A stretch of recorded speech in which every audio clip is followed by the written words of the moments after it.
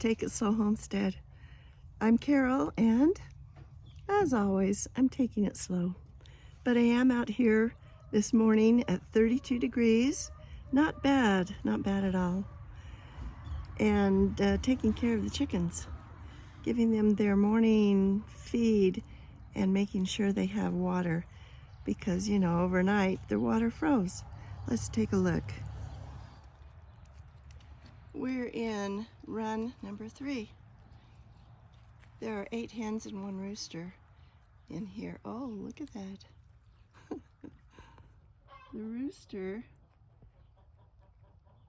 is having a little face-off with the rooster in the next run number 2. You guys are so crazy. Why do you do that? Good thing they're not in the same run, I guess, huh? Let's get a little closer. Well, this rooster decided to walk away. Here's the other one.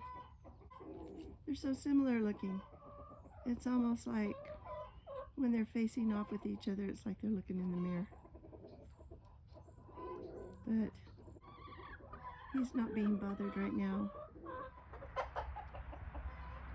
I fed these chickens right there.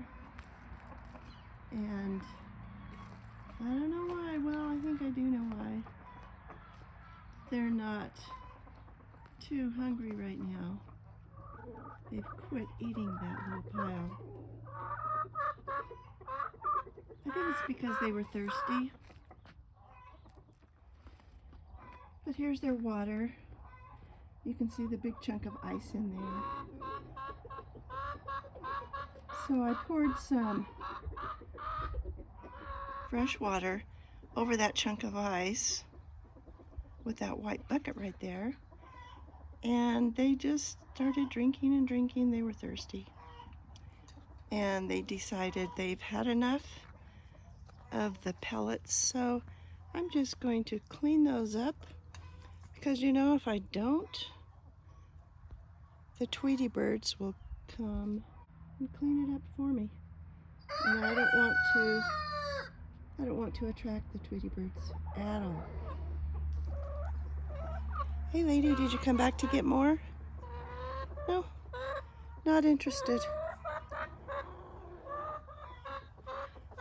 And there they are along there, getting their exercise. Something I noticed recently that I hadn't noticed before because I guess I hadn't paid enough attention. But when they're done eating or drinking, they'll wipe their beak on the ground. Back and forth a couple of times. I don't know if they're sharpening it or cleaning it off. Maybe both. Anyway, it's interesting. Maybe I'll be able to get one doing that.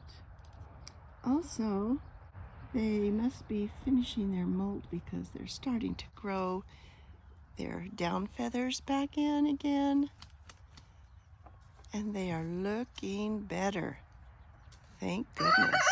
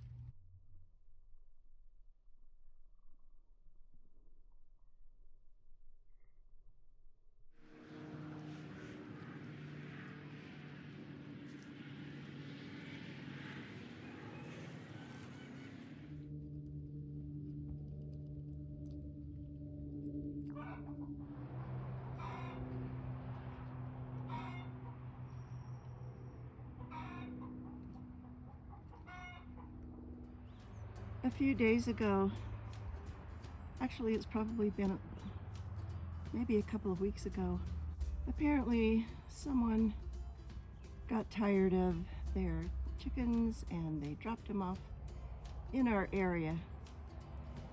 This is a dark red rooster that ended up at our house. He's pretty good looking, but you know, we don't need another rooster. I'm just letting him free range in my backyard. He's interested in my chickens. He looks at them through the fence quite often, but I don't dare let him in there because there's already a rooster in there and they might not get along. Pretty sure they wouldn't. So this guy's name is Big Red. He looks quite dark right now. If I could get closer, you could see his color better. So I'll try to do that. He's my one and only free ranger.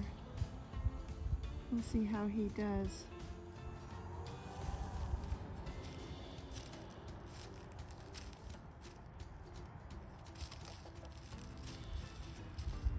You can see his color better when the sun is shining. Oh, there he goes behind the big tree. There you are, Big Red. I actually gave him a little bit of feed that the hens in run number 3 didn't want. I cleaned them up, brought them out here, and I thought, if I'm going to want to keep him around, which I don't really mind, he's not hurting anything, I would give him a few pellets that were left over from run number 3. So that's what I did, and he appreciated them. There's a couple of hens right here in those bottom nests, doing a good work. Thank you, ladies, for the eggs that you're trying to lay right now. Remember when I put this bale of alfalfa, compressed alfalfa, over here to help block the north wind, and I ended up taking the straps off. But let me tell you the story. After I put it here, there was a problem with one of those waterers that is in way over there in coop number 2. It sprung a leak. It's on the other side of that bale. It filled up almost all of this coop number 2. It came out here in this little hallway. It filled up most of coop number 3 in here. Here's the hallway. It was completely full of water. Hey, lady. And coop number 1 was also most of the way filled with water. So that was a big mess. I had to turn off my well because those waterers, there's one in each coop, which I don't use, but they have been used in the past. Anyway, they are connected up straight to the well. So I had to turn off my well, which means that I didn't have water in my house for a couple of days. It was okay because I have water stored. So I had what I needed, but it was very inconvenient. Anyway, my son came over and he saved the day. He fixed the problem, put a valve out by the hydrant, and now those waters are turned off and they can be turned on and reused at a later time.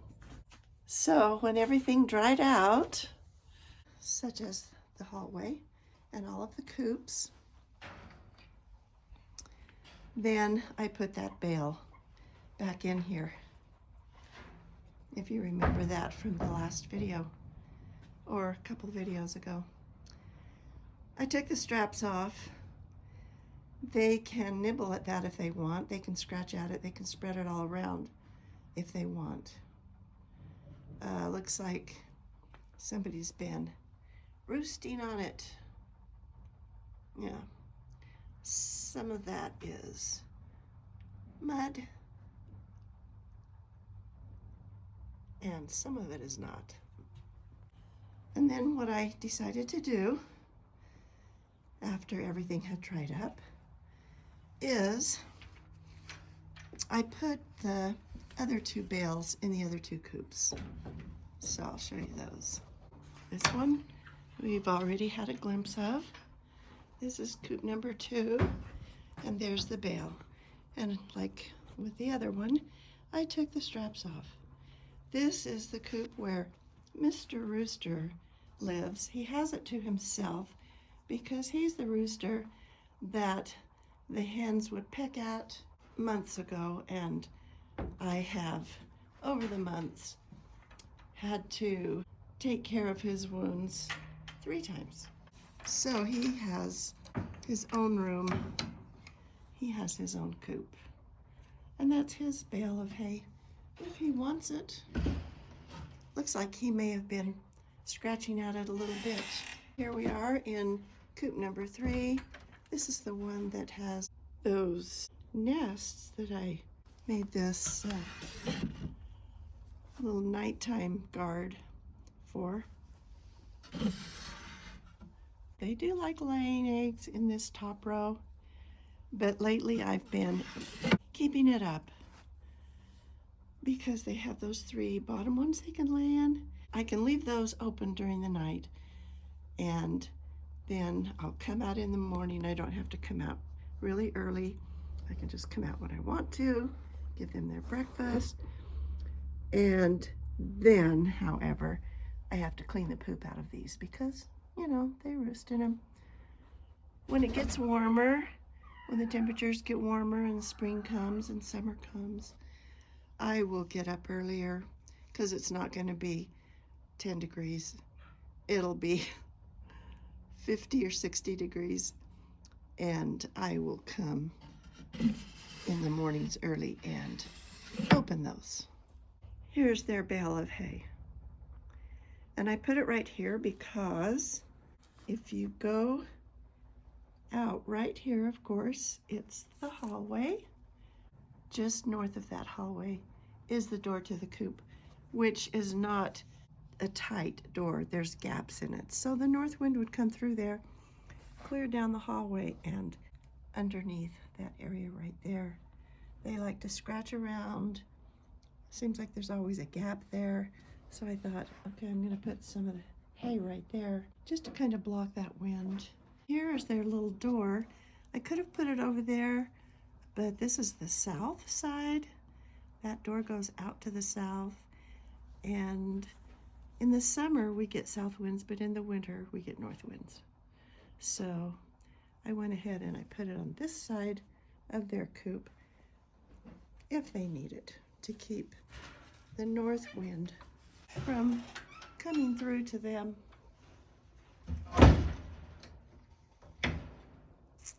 All right, now there's 3 hens in there doing a good work. Thank you, ladies. I'll be back. I have these feed cans for the chickens, and it's so great to not be using up as much of the grain as I used to. They're eating less because they're actually not eating less, but the Tweety birds that like to come and steal their food, they're eating less or next to none. There's the north door I was telling you about. It's actually 2 old doors that we've put there. They overlap each other, but there's a gap. Cold air can come in the top, in the middle, and down at the bottom. So someday we will replace those doors and it will be better for the coop. I'm not sure what breed of chicken this new rooster is. Probably something like a Rhode Island Red, or I don't know. He's not super red, so he's probably a mixture of something. And then my hens that I still have for this year, I think this will be their 3rd year of laying. I'll have to look back on my records. These are Amber Stars. They lay well.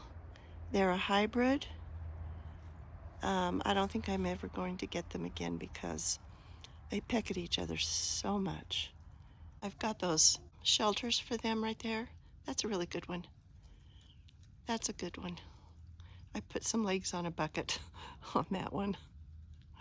There's one under there, and then there's 3 roofing portions laying across that, which I'm going to make into individual shelters for them eventually when the weather warms up. Right now, not very warm, but look at that. I think we are going to get some snow or rain.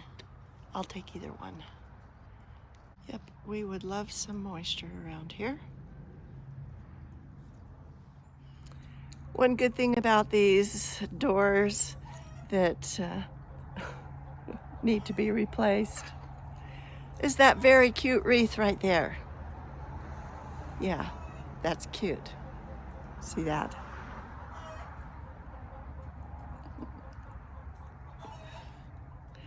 I was thinking that was one that I made from our grapevines, but it's not. That's one that I purchased. There is the chicken update for you today. I hope you enjoyed it. I hope you learned something. And I hope I learned something. I always try to learn something. And someone else is here to say goodbye for today. Where are you, Kit? There you are. Yeah, that's what you like to do, huh? Just get in the way. One good thing about the gap in that door, in those 2 doors, is that the cat can go through it when he's hungry and get his food. Stay warm. All right. You be good, kitty.